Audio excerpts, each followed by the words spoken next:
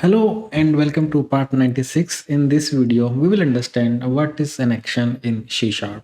So I have opened up my Visual Studio and I have created three simple methods: print1, print2 and print3.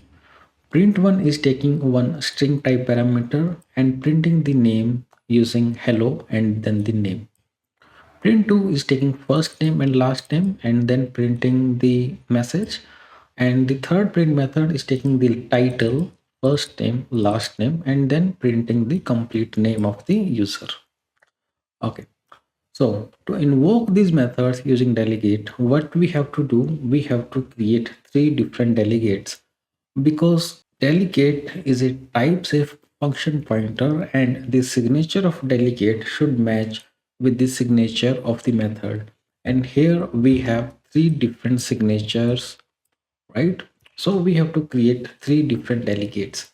Let's create those delegates that will match the signature of these methods. So I have added three delegates that are defined at class level. So let's see the delegate one that takes one parameter and it is matching with the signature of print one. And you can see the return type also. Return type is void here. Okay, similarly, we have delegate 2 that is matching with print2 method and delegate 3 that is matching with print3 method.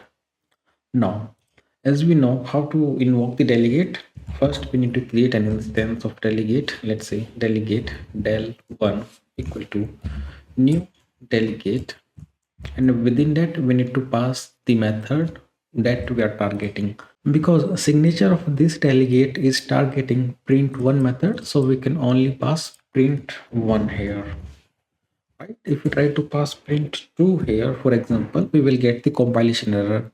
It will say the signature is not matching with the delegate, so we need to pass print1 here, right? Let's create the instances of delegate 2 and 3 also. Okay, so we have created three instances of delegate. Now let's see how we can execute these delegates. So we can invoke delegate using delegate.invoke, and we can pass the parameter. So first one is expecting one parameter. So let's pass John.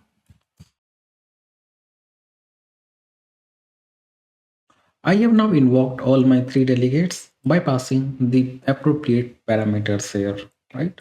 Now let's run the program and see. As expected, we are getting the proper output. First one is giving us hello John, second one is giving us hello Peter Parker, third one is giving us hello Mr. Tim Robert, right? So program is working as expected. But the issue here is we have to create three different delegates and then we have to initialize those and then invoke them, right? Suppose you have 100 methods, in that case you have to create 100 delegates. So that is not a very effective solution. So what we can do in this case, right, we can make use of delegates which are already available in .NET. So what we can do in this case, right, because we are not returning anything from here, we can make use of action delegate. Let me show you how. So let's remove this piece of code. We don't need these delegates. Let's remove this piece of code also. Okay.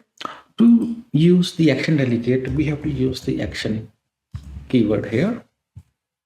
If you notice here, action is a delegate that returns a void. And if you notice, all our methods are returning void. So let's create an action delegate that can take one parameter. First we'll create that can take one parameter, and as you can see here, there are 16 overloads available of action delegate within the C#. So we can use any delegate which is suitable in the use case. So in our case, the first method is taking one parameter, so I will go with the first overload available that can take one input parameter, and you can notice this is a generic type. So this type can be anything. In our case it is string, but it can be integer, float, or it can be any custom type also. So let's specify the type here, string, right? And now name it delegate1. Okay, so this is a predefined delegate. We don't have to define this action delegate, right? So we can directly use it and we can point it to our print method, print1. like this. Okay. Okay, so you can do this, or if you want, you can do something like this also. Delegate equal to print. So this is also the syntax that will work. Okay, so now my this delegate one is pointing to print one method. Let's similarly create the delegates for method 2 and 3 also. So second method will take two parameters. So let's change the overload here. Let's use the delegate that takes two parameters, t1, t2, and the third one will take three input parameters. Okay, so I have used the action delegate instead of creating our own delegates, right? Now if I run my program, you will notice we will get the same result. So guys, that's how you can use the predefined action delegate instead of using your own delegates. This will save you time and the code will be more readable, because in this case we are writing a very less piece of code, right? And what further you can do here, right? You can even remove these methods and use lambda expression.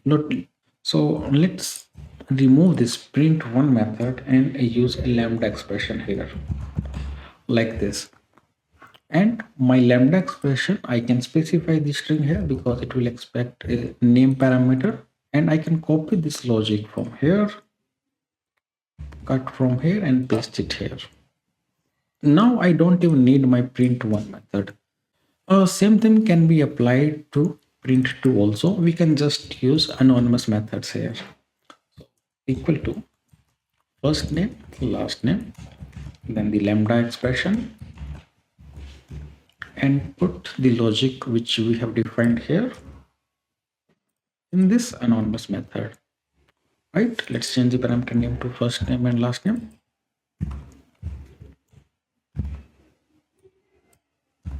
Okay, let's do the same thing for print 3 also.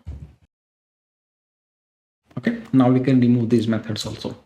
Now you can see we have simplified our programming logic by just using the action delegate and using the anonymous methods here.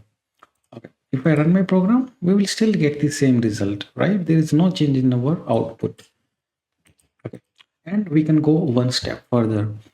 When your program is using only one piece of line, right? Because if you see here, there is only one line of code.